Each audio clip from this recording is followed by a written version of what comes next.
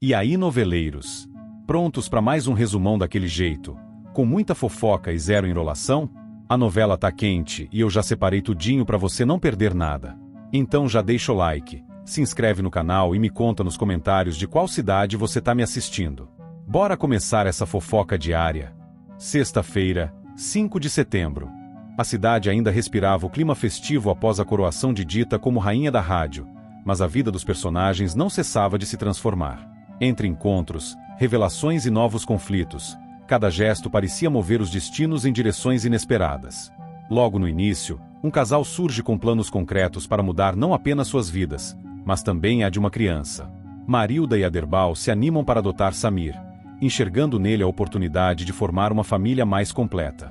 A ideia os enche de entusiasmo, e ambos começam a imaginar como seria a vida ao lado do menino, já sonhando com os detalhes do futuro. Para Samir, que tanto ansiava por um lar definitivo, a possibilidade de adoção trazia esperanças silenciosas, ainda que os caminhos para isso fossem permeados de desafios. Enquanto isso, longe dos planos de Marilda e Aderbal, Candinho voltava a sentir aquela ligação misteriosa com o filho que ainda não reconhecia. Em meio ao dia, Policarpo, com seus gestos instintivos e quase humanos, despertava em Candinho uma intuição forte. Foi então que Candinho entende sinal de Policarpo de que seu filho está por perto. O animal, fiel companheiro, parecia conduzi-lo a uma verdade maior, como se pressentisse a presença de Samir e desejasse avisar seu dono. Candinho, tomado de emoção, não conseguia explicar o motivo da sensação, mas sentia dentro de si que aquela ligação paternal estava prestes a se revelar. No entanto, nem todos compartilhavam da alegria do momento. Olímpia se irrita com a presença de Dita e pensa em pedir uma recontagem dos votos na rádio. Inconformada com a derrota de Eneida, Olímpia alimentava a desconfiança de que algo não havia sido justo no resultado. Ao ver Dita celebrada por todos, sua revolta aumentava, e a ideia de questionar a votação lhe parecia cada vez mais necessária. A inveja e o ressentimento transpareciam em suas expressões, deixando claro que a disputa pela coroa ainda não terminara em seu coração. Enquanto as rivalidades seguiam, um diálogo revelador ocorria em outro canto da cidade. Sônia conta a Lauro que Tobias pediu para conversar com ela, deixando o amigo intrigado. O pedido de Tobias expunha sua insegurança e ciúmes, e Sônia não escondia o incômodo de ser alvo desse tipo de cobrança. Lauro, atencioso, escutava com paciência, tentando acalmá-la e compreendendo o peso que aquela situação tinha para ela. O triângulo formado entre eles, marcado por sentimentos confusos, começava a ganhar contornos cada vez mais tensos. Já na fábrica, o ambiente de trabalho era palco de novas oportunidades. Araújo propõe que Olga seja secretária na fábrica de Candinho, sugerindo a ideia com entusiasmo e confiança em suas habilidades. Para Olga, a proposta representava não apenas um emprego, mas a chance de conquistar independência e provar seu valor. Candinho ouvia a sugestão com interesse, avaliando como a presença dela poderia contribuir para a empresa. A indicação de Araújo mostrava-se mais que um gesto de apoio, era uma aposta em uma mulher que merecia espaço para crescer.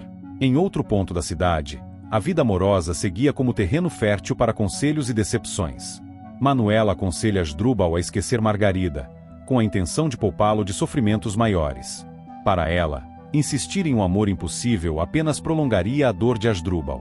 Suas palavras, ainda que duras, buscavam trazer clareza, lembrando de que, às vezes, era preciso deixar ir para seguir em frente. Asdrúbal, no entanto, lutava contra os próprios sentimentos, dividido entre a razão e o coração. De volta às questões de herança e propriedade, um alerta importante surgia. Zé dos Porcos alerta Candinho sobre a propriedade oficial do sítio, revelando que a situação não estava tão segura quanto muitos acreditavam. Candinho escutava com atenção, ciente de que a informação poderia se tornar uma arma nas mãos de Cunegundes e Quinzinho.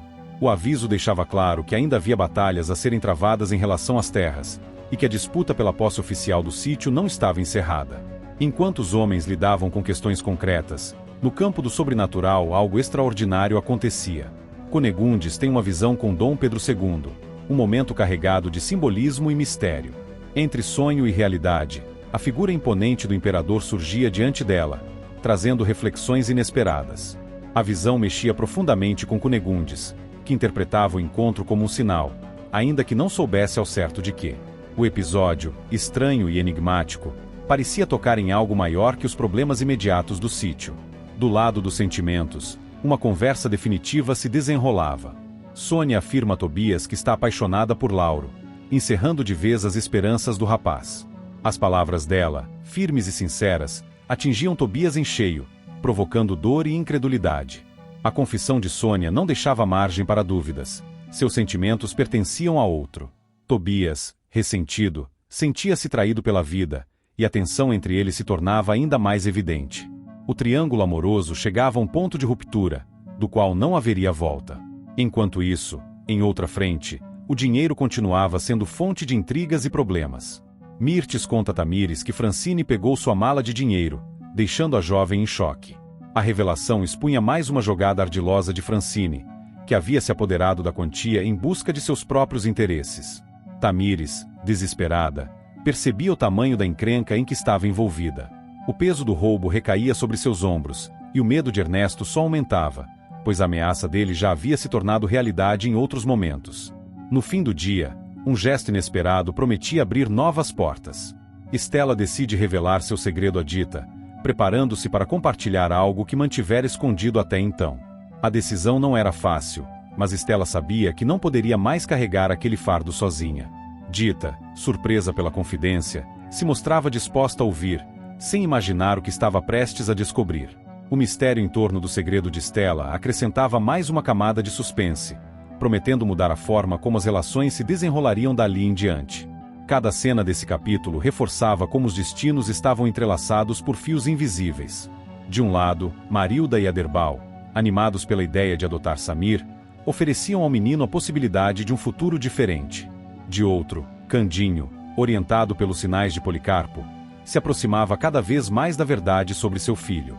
Enquanto isso, Olímpia alimentava discórdia com seu desejo de recontagem, e Sônia provocava a ruína emocional de Tobias ao assumir seu amor por Lauro.